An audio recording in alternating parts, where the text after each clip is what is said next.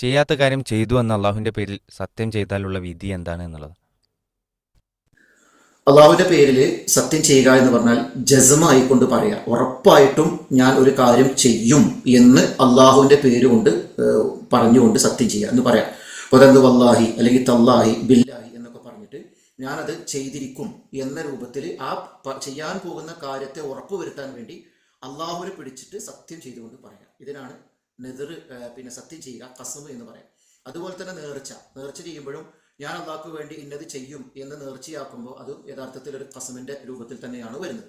ഈ രണ്ട് കാര്യങ്ങൾ നമ്മൾ ഒരു കാര്യം അള്ളാഹിനെ അനുസരിക്കാൻ വേണ്ടിയിട്ട് ചെയ്തു കഴിഞ്ഞാൽ, അത് ചെയ്തിട്ടില്ല എങ്കിൽ, അത് ലംഘിച്ചു കഴിഞ്ഞാൽ, അല്ലെങ്കിൽ അത് ചെയ്യാതിരിക്കുകയോ അല്ലെങ്കിൽ അത് പിന്നെ വിരുദ്ധമായി ചെയ്യുകയോ ഒക്കെ ചെയ്തു കഴിഞ്ഞാൽ അവർ കഫാറത്ത് കൊടുക്കേണ്ടതുണ്ട്. ആ കഫാറത്തിന്റെ രൂപം സൂറത്ത് ബഖറയിൽ 89-ാമത്തെ വചനത്തിൽ അള്ളാഹു സുബ്ഹാനഹു വ തആല പറയുന്നുണ്ട്. വകഫാറത്തുഹു ഇത്ആമു അശറത്തു മസാക്കീൻ. സത്യം ചെയ്ത് ലംഘിച്ചു കഴിഞ്ഞാൽ, നേർച്ചയാക്കിയിട്ട് അത് നിർവഹിക്കാതിരുന്നാൽ അതിന്റെ പ്രായശ്ചിത്തം എന്ന് പറയുന്നത് 10 പാവപ്പെട്ട ആളുകൾക്ക് ഭക്ഷണം കൊടുക്കുക എന്നതാണ്. ഇനി അതിന് ഇല്ല മിൻ ഔസത്തിമാത്തു തഴിമു, നമ്മൾ സാധാരണ കഴിക്കുന്നതിൽ, സാധാരണ ഒരാൾ കഴിക്കുന്ന ഭക്ഷണം ആ രൂപത്തിൽ 10 പേർക്ക് ഭക്ഷണം കൊടുക്കുക എന്നുള്ളതാണ്. അതിന് സാധിച്ചിട്ടില്ലെങ്കിൽ ഔ കിസ്വത്തുഹും എന്നാണ്, അവർക്കുള്ള വസ്ത്രം കൊടുക്കുക. ഇത് രണ്ടുമാണ് ഒന്നാമത്തെ പിന്നെ കഫാറത്തിന് ചെയ്യേണ്ട കാര്യം. അതായത് 10 പാവപ്പെട്ട മിസ്കീനുകളായിട്ടുള്ള ആളുകൾക്ക് ഭക്ഷണം കൊടുക്കുക. ഇനി ആ 10 പേർക്ക് ഭക്ഷണം നമുക്ക് കൊടുക്കാൻ സാധിച്ചിട്ടില്ലെങ്കിൽ അവർക്കുള്ള ഭക്ഷണം കൊടുക്കുക, വസ്ത്രം കൊടുക്കുക. അപ്പോൾ ഭക്ഷണം കൊടുക്കാനും കഴിയുന്നില്ല, വസ്ത്രം കൊടുക്കാനും കഴിയാത്ത സാഹചര്യമാണെങ്കിൽ തഹ്രീറു റഖബ, ഒരു അടിമയെ മോചിപ്പിക്കുക എന്നതാണ്.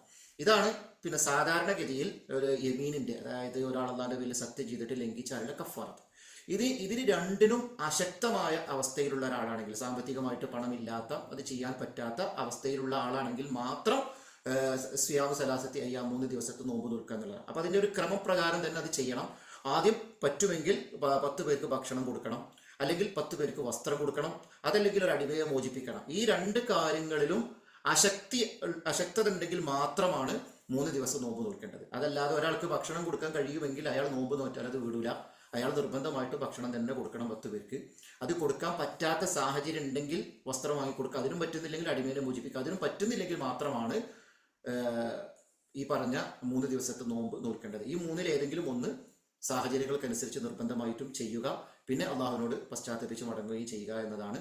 സത്യം ചെയ്തു കഴിഞ്ഞ് അത് നിർവഹിച്ചിട്ടില്ലെങ്കിൽ അതിന്റെ കഫാറത്തായിട്ട് വിശുദ്ധ ഖുർആനിൽ അള്ളാഹു സുബ്ഹാനഹു വ തആല പറഞ്ഞിട്ടുള്ളത്. അതാണ് അതുമായി ബന്ധപ്പെട്ടിട്ട് സൂചിപ്പിക്കാനുള്ളത്. അല്ലാഹു തആല ആലം.